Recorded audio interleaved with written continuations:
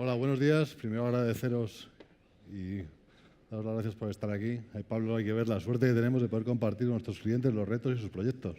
Y además no hemos recibido una foto esta mañana sobre el pelo que teníamos cuando éramos niños. Con esto hemos estado dando vueltas, Pablo y yo, sobre cómo hacíamos la presentación y en un ejemplo de originalidad pues hemos decidido empezar con un vídeo. ¿Sí? Así que, por favor. Well, there they are. Our new electronic media, or our new gadgets. You push a button, and the world's yours. You know how they talk about the world getting smaller? Well, it's thanks to these that it is.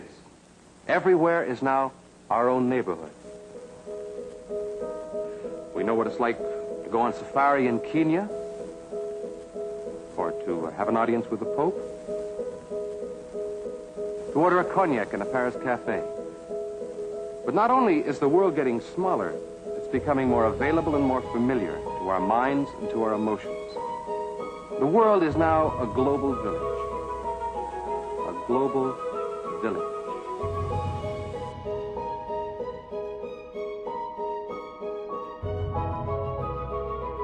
Technology is changing faster today than it was yesterday, and it will change faster tomorrow than it is changing today.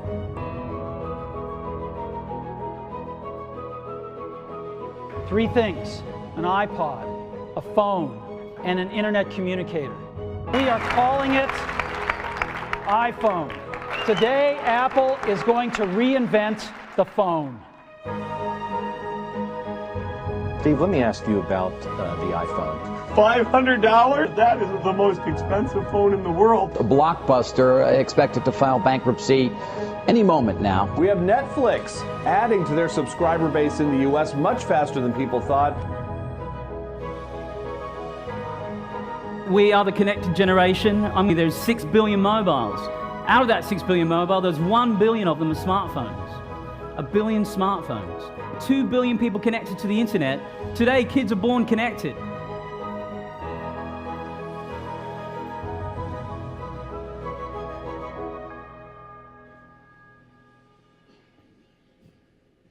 You push a button, and the world's yours. Bueno, la presentación. Yo hay tres cosas que quiero destacar de este vídeo. La primera tiene que ver con la dificultad para acertar en los pronósticos. Ahí vemos a Steve Ballmer, no cualquiera, Steve Ballmer, cofundador de Microsoft, equivocándose en el desarrollo del iPhone. El segundo es el concepto de la aldea global. Si algo caracteriza a una aldea, es el conocimiento detallado que los miembros tienen los unos de los otros. Además de cómo dirimen y con el grado de personalización que lo hacen, sus relaciones, ya sea con el tendero, con el farmacéutico, con el cura. Y el tercero tiene que ver con la capacidad de adaptación. Solo aquellos miembros de la aldea que entienden las dinámicas y los cambios en las mismas son capaces de sobrevivir o llegar al éxito. Es el caso de Blockbuster o de Netflix. Bueno, antes de hablar del reto del CMO, del papel y los retos del CMO, quería compartir con vosotros, vamos a hablar de la salud, de la función del marketing y de sus retos o de sus preocupaciones. Para ello nos vamos a basar en un estudio que realizamos todos los años, el CMO Survey, donde entrevistamos a más de 3.100 responsables de marketing y en el que les preguntamos sobre la salud de su función. Pues hay que decir que el encuestado tiene buena salud. Hoy pesa el 12% de los presupuestos de marketing, de los presupuestos de la compañía, la función de marketing.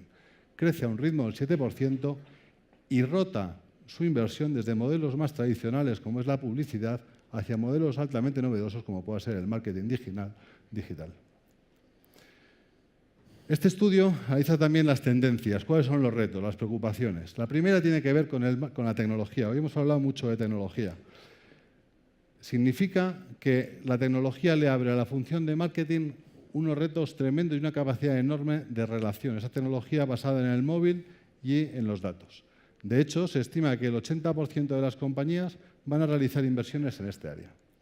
Pero esta tecnología no serviría de nada sin el talento y la creatividad. Talento y creatividad que no son fáciles de adquirir y son mucho más difíciles de retener. ¿Para qué? Para generar interacciones con el cliente, interacciones bidireccionales y personalizadas. El propio Gartner estima que la inversión en tecnología en este área se va a focalizar en el Customer Journey y en la voz del cliente. Así pues, no se trata de publicidad, no se trata de televisión, no se trata de digital, se trata de crear momentos de relación únicos y personalizados entre el cliente, las marcas y sus audiencias. Y por último, la relación entre las agencias y los departamentos de marketing. Los departamentos de marketing, para afrontar estos retos, requieren de las agencias soluciones integrales que aúnen conocimiento del negocio,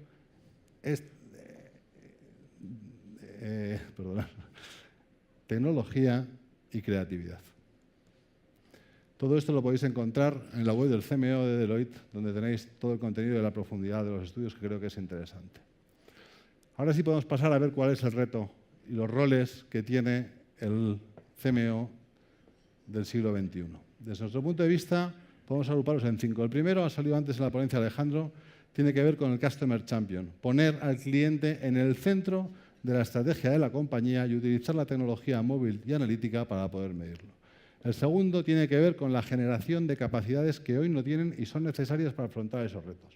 El tercero significa mantenerse como motor y liderazgo de la innovación, creando oferta realmente diferenciadora. Podemos hablar de un cuarto que tiene que ver con la generación de historias personalizadas que refuercen la marca de las compañías y, por último, seguir manteniendo el motor de crecimiento de la compañía. Creo, Pablo, que tenías alguna pregunta que hacernos. Sí, yo tenía dos opciones, o ponerme un disfraz y una peluca o haceros una pregunta. Entonces he optado por el tema de la pregunta. De todo lo que llevamos hoy viendo, de todo lo que hemos visto, hay un conjunto de factores compartidos. Pero hay una cosa, no hay premio, lo siento, no va a haber un viaje a las Islas Mauricio, pero sí que os animaría a que de alguna manera descubrieseis conmigo qué tiene en común, al menos qué factor comparte todos los elementos de la transformación digital que hemos visto hoy. ¿Qué elemento se comparte? Al menos uno. Los datos, sí señor. Justamente, si una cosa, no hay un viaje a las Islas Mauricio, pero bueno, una cerveza nos podemos tomar seguro. Si una cosa está provocando lo que es la disrupción digital es la aparición de información. Flor contaba al principio que en lo que llevamos de historia, desde que el hombre es hombre hasta la fecha de hoy, el hombre ha sido capaz de generar 2 exabytes de información. A fecha de hoy, a 2014, el mundo genera esa información en 5 días. Pero las previsiones es que en el 2020 esa información se genere en 10 minutos. Pero el dato no es la velocidad que se va a generar, sino que hasta ahora toda la información que se había generado la generaba el hombre. De hecho, se habla mucho de social media, información generada por el hombre. Ese crecimiento de la información lo va a ver generado por la conectividad, máquinas y terminales. Y eso no había ocurrido anteriormente, nunca.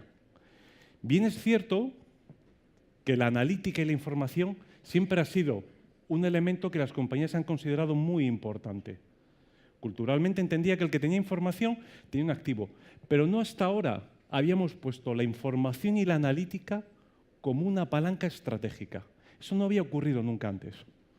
Hasta el punto de ponerlo como una palanca estratégica que todo el mundo considera, cuando le preguntamos a responsables como los que estéis aquí, 6 de cada 10 consideráis la información como la palanca individual de forma aislada que más rápido os permitiría conseguir competitividad. Eso no había ocurrido hasta ahora. Habíamos hablado del producto, habíamos hablado incluso del propio cliente, pero nunca habíamos puesto la información como un activo estratégico. Y cómo ese activo estratégico de alguna manera se posicionaba como un elemento diferencial. No solamente estamos aceptando que esto es un valor estratégico, sino que además empezamos a aceptar que esa disrupción digital nos permite obtener respuestas a preguntas que hace 5 años eran imposible conocerlas.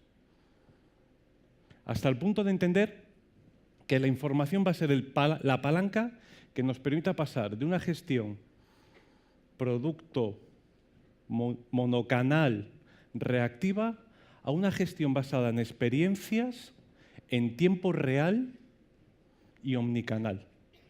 Y todo esto vendrá provocado por la información, por los datos que genera la información. Hasta tal punto la información está generando ese valor. De hecho, esta mañana lo hemos acuñado el concepto, que empezamos a hablar de la información como el mayor recurso natural que va a tener el hombre en el siglo XXI. De hecho, ahí es donde empezamos a entender, a comparar el dato con el petróleo. Y ahí es donde reside también la dificultad. Porque entendiendo que esto es tan importante, tan estratégico, solamente a fecha de hoy, y eso os animo a que hagáis el ejercicio, cálculo mental vosotros en interno, una compañía a fecha de hoy solamente es capaz de gestionar el 12% de la información que genera. Y la genera él. Y es una información primaria. Es decir, solamente estamos siendo capaces de extraer la primera capa de la información del petróleo. Si entendemos que el dato es un recurso natural y solamente estamos extrayendo un 12% de ese valor de la información, es porque quizás esto de las estrategias de los datos, como buen recurso natural, conlleva poder extraerlo, refinarlo, distribuirlo y monetizarlo. No es solamente vale con pensar que la información tiene valor, hay que ser capaz de extraerlo. Y ahí es donde reside esa dificultad, en cómo somos capaces de extraer esa información de nuestros propios sistemas.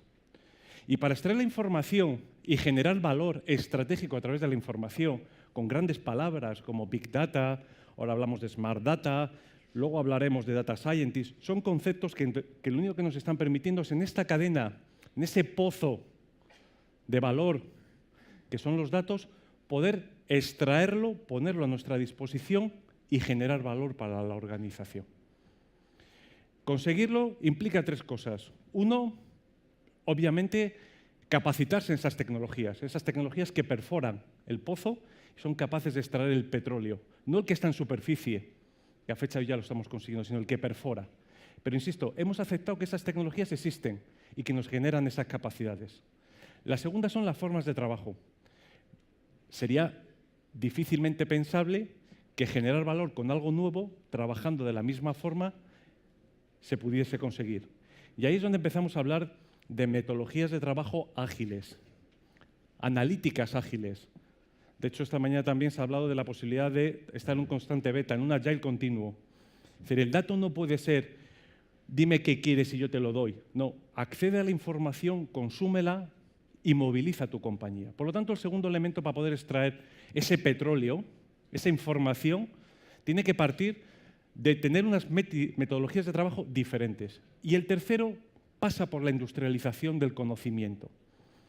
No es lo mismo coger un elemento y llenar el depósito del coche una vez que tener una flota de coches y llenarlo de forma continua y eso que nos genere ventajas competitivas. Por lo tanto, el tercer elemento no es que haya una tecnología, no es que tengamos que trabajar de manera diferente, sino tenemos que industrializar la analítica.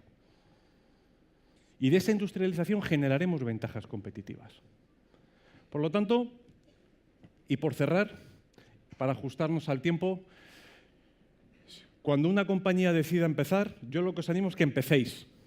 Empecéis a extraer ese valor de la información, que esa información se convierta en un activo estratégico de la compañía. Que, insisto, que todos entendemos que es un valor que genera competitividad y diferenciación.